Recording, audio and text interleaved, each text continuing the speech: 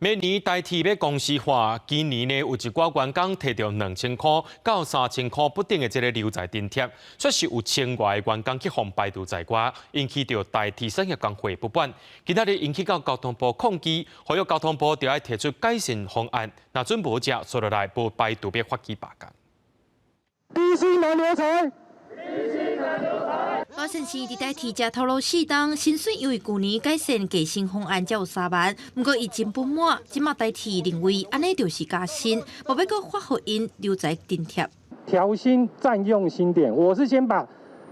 2、3年后的薪水先借给你，不好意思，所以今年你们的留才津贴不适用，好不适用，另签处理。这2000元的一个留才方案应该也要适用去年已经加薪过的所谓战至180薪点的这些最低薪的人员，这我们认为这应该是2件事，不应该混为一谈。代替产业工会表示，留在津贴书记员逐月加3000，其他机工运务人员2000，但是有超过1000挂的产旅、车勤人员互排除在外。因诉求交通部应该直接调整营运人员的薪级表，留在无分一种，嘛要参考港务邮政者的单位，提出实际留在方案，改善薪水价。如果要再加薪，我是希望他们大家一起努力哈，